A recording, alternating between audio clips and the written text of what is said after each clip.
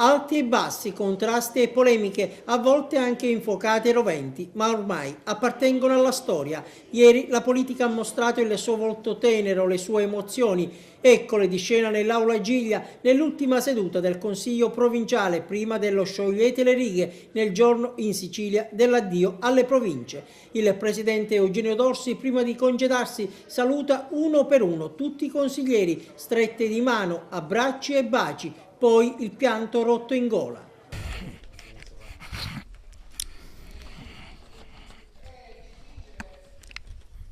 Sì, perché 5 anni. La politica ha un cuore, ha un sentimento. La rinviamo perché non riesco. Quella di ieri, una seduta di commiato allora, per fare anche un bilancio dei 5 anni di attività.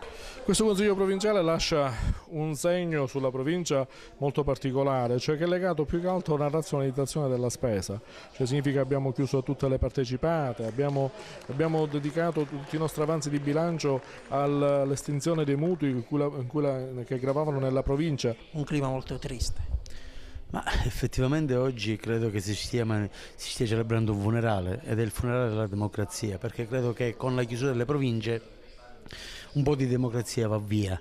Crocetta ha voluto fare questo atto che io definisco di arroganza per quanto riguarda la chiusura così immediata delle province, senza prima programmare quello che deve essere il futuro di questo ente, che qualcuno definisce inutile, ma che io ritengo, per quello che ho vissuto in questa provincia e per quello che ho visto in questi anni, che sia un ente molto utile. Orazio Carracci, che giornata è questa?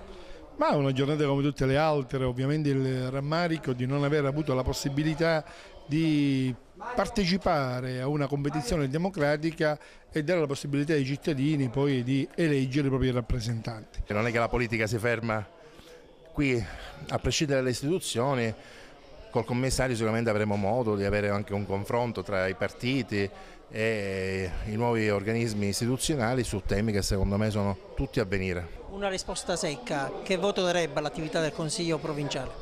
Ma un 7,5 sicuramente, perché non gli do 10 in quanto le amministrazioni che sono succedute via via negli anni non hanno brillato. E per l'occasione ieri sera è tornato in aula per condividere questo momento con i suoi ex compagni di viaggio, Riccardo Gallo, ora deputato nazionale. Cosa ricorda lei dei suoi anni trascorsi qui al Consiglio provinciale? Che è stata una bellissima esperienza e sono qua veramente in maniera un poco felice, nel senso che vedo il mio primo giorno di scuola, diciamo, politicamente, e poi triste perché vedo la chiusura, che questa è l'ultima seduta, che mi rattrista tantissimo.